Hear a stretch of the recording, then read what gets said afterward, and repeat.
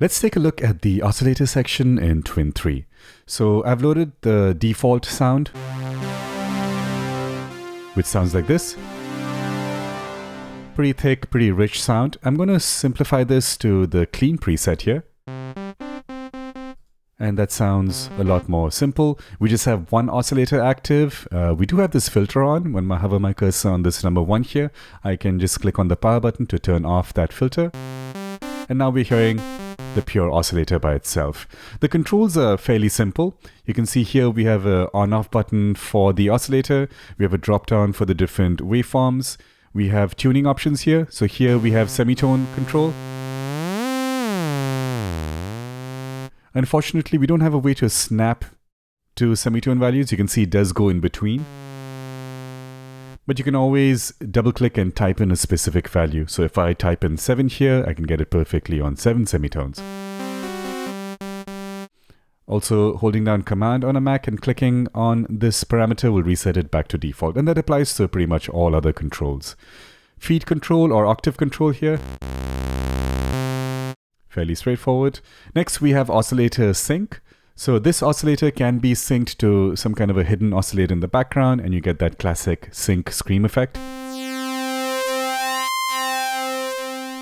It's also pretty cool how in the background you can see the actual oscilloscope. While over here you see the spectrum analyzer, see the frequency content of the sound. We have this MIDI option over here, so when I turn that on, well, technically it's not MIDI specifically, it just looks like a MIDI 5-pin connector. But as you can see here in the help option, which I have turned on right now, when I hover my cursor on this option, it gives us a little bit of information on this particular control. Now, to be honest, it's a very, very subtle control. It's a phase sync button. So when I play a note, the phase is synced every time a note on event is received.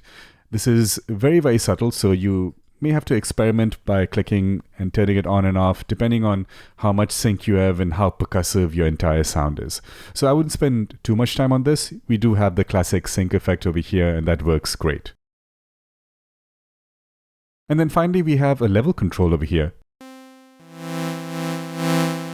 Now we also have a panning control just around this volume control knob. So I can choose to pan this oscillator as well.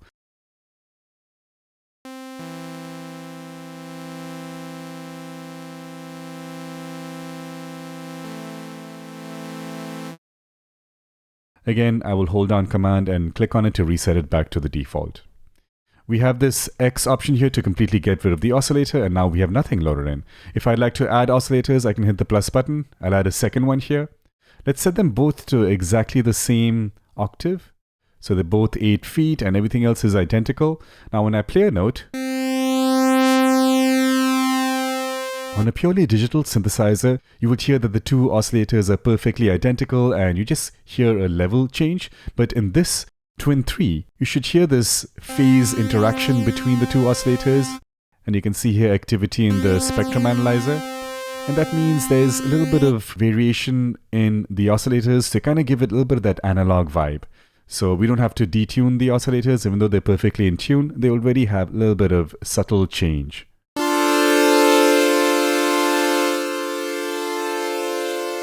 But of course, I can detune it.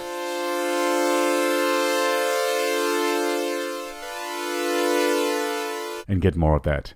Now, when you have two oscillators active, you get this button over here that's basically ring modulation. So when I turn this on, the volume control disappears for oscillator 2 because now we have the ring modulated signal going out of oscillator 1. It's still active because we do need the second oscillator to be active to multiply it with the first one. Changing the pitch will give you that classic, very metallic, dissonant ring mod style tones.